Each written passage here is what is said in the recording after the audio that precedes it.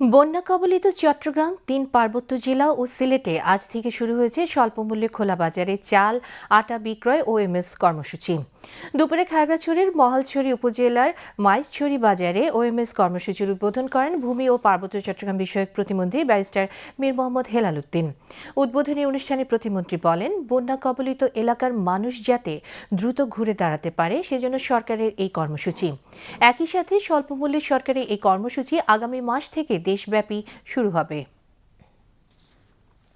খাগড়াছড়ি, রাঙ্গামাটি, বান্দরবান, চট্টগ্রাম এবং সিলেট এই জেলাগুলোতেই মাত্র আজকে থেকে এই স্বল্প মূল্যে চাল এবং আটার যে কর্মসূচি সেটা চালু হয়েছে। পুরো বাংলাদেশে কিন্তু এটা আরো পরে আগস্টের শেষের দিকে চালু হবে।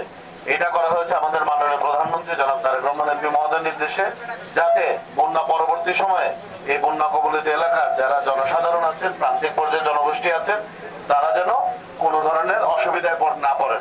এখানে প্রতিদিন 30 টাকা করে চাল 5 কেজি করে কেনা যাবে এবং যাদের কার্ড আছে তারা আরো সুলভ মূল্যে অর্থাৎ 15 টাকা করে মাসে 30 কেজি চাল এখান থেকে সংগ্রহ করতে পারবেন আজকে থেকে।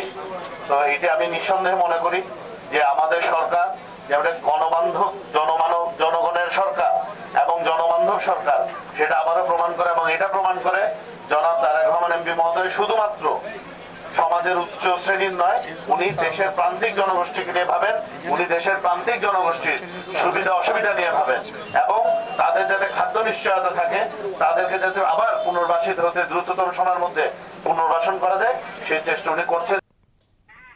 পরে খাগড়াছড়িতে বন্যায় ক্ষতিগ্রস্তদের পার্বত্য চট্টগ্রাম বিষয়ক মন্ত্রণালয়ের পক্ষ থেকে সহায়তা প্রদান করেন প্রতিমন্ত্রী ব্যারিস্টার মীর মোহাম্মদ হেলাল উদ্দিন। এ সময় গণমাধ্যমকে প্রতিমন্ত্রী বলেন, প্রধানমন্ত্রী তারেক রহমান প্রান্তিক জনগোষ্ঠীর খোঁজ খবর রাখছেন, বিপদে আপদে তাদের পাশে আছেন। তারা কিভাবে ঘুরে দাঁড়াতে পারবেন সে ব্যাপারে প্রধানমন্ত্রী সর্বোচ্চ গুরুত্ব দিচ্ছেন।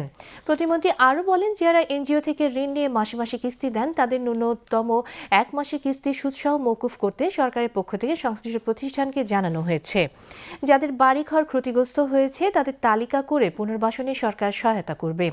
এই সময় স্থানীয় সংসদ সদস্য আব্দুল ওয়াদুদ ভুইয়া, খাগড়াছড়ি জেলা পরিষদ চেয়ারম্যান শেফালিকা ত্রিপুরা, জেলা প্রশাসক আনোয়ার সাদাত, সেনাবাহিনীর Khagrachhari region commander brigadier general KM Obaidul Hoque, পার্বত্য চট্টগ্রাম উন্নয়ন বোর্ডের ভাইস চেয়ারম্যান শেখ সালেহ আহমদ সহ জেলা ও উপজেলা প্রশাসনের কর্মকর্তা ও স্থানীয় গণ্যমান্য ব্যক্তিবর্গ উপস্থিত ছিলেন।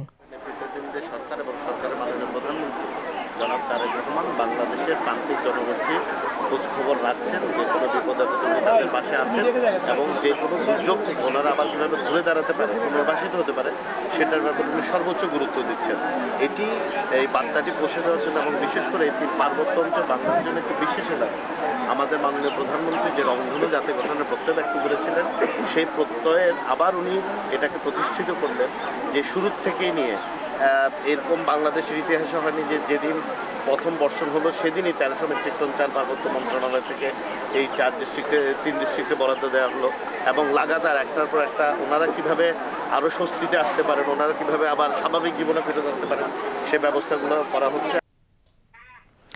এছাড়া খাগড়াছড়ির চৌংরাছড়ি প্রাথমিক বিদ্যালয় প্রাঙ্গণে অতিবৃষ্টি ও পাহাড়ি ঢলে ক্ষতিগ্রস্ত পরিবারের মাঝে সরকারের পক্ষ থেকে মানবিক সহায়তা প্রদান করেন ব্যারিস্টার মীর মোহাম্মদ হেলাল উদ্দিন।